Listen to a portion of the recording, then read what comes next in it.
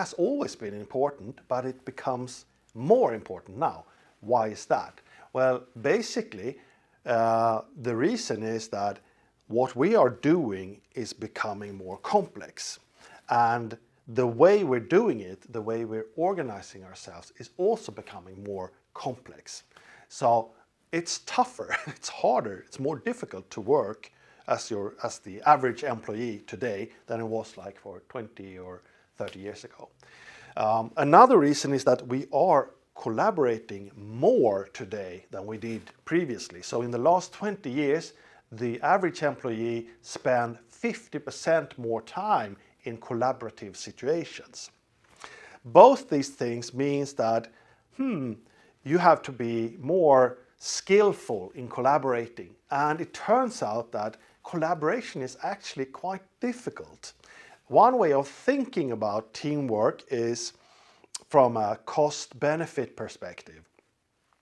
And the problem with any kind of collaboration is that you will always have the costs, but you don't necessarily have any benefits.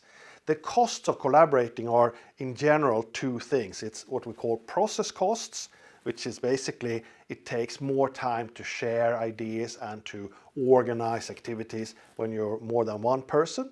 And the other is what we call social costs, which is when we adopt our thinking and our actions due to things we want to achieve or avoid from a social perspective. We sort of put the team or the team issues before the task issues. We do that because we're human beings and the social situation is very important to us. But it also means we compromise with the task and our thinking in relation to the task. So these are the costs. You always have them in a team. The benefits are basically two as well. One is learning. Learning is when two persons interact and they create a new thought based on what the other person said. Then you have sort of increased the understanding of the team. So that's a benefit. Now we have produced new thinking, right?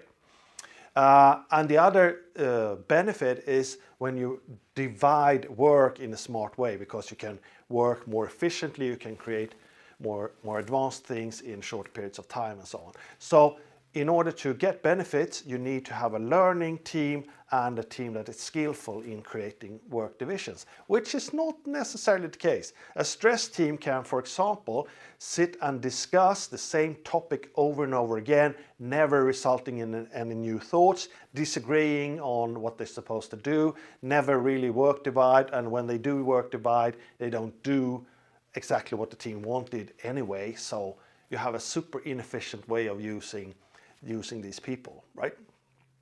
Now, so in general, we have a more complex world, we do more complex things, we need to be more skillful in cooperating. It means that we need to develop as cooperators. We need to create situations where we can practice and where we can learn more about cooperation. And how do you do that in a running organization? Well, here's where this concept of team debrief comes in. What the team debrief is that you, on a regular basis, discuss how you cooperate and how you could develop your cooperation. That's the only rule for a team debrief. How you do it, how often you do it, and what you talk about, the team can or maybe even must decide a bit, at least on their own, because teams are so different, they have different issues, they have different tasks, right? So the general rule is that it's a regularity.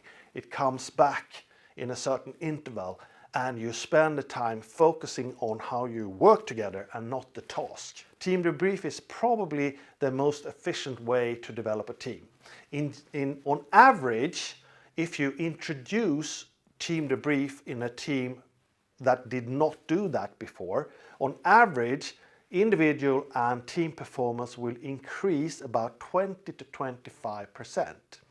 The reason, of course, is, if you think about it, that if you're working in complex situations and you do not discuss and try to develop your cooperation, then you will be more inefficient in doing that than the teams that actually put an effort into that. And the background of CI Boost is we're trying to support this process in organizations. So when people sit there and say, okay, maybe we should start team debriefing, what should we talk about?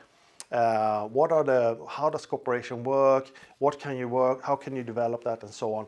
You can hold this application CI Boost in your hand, and you will get guidance into how to do this in an efficient way. So that's the background to CI Boost.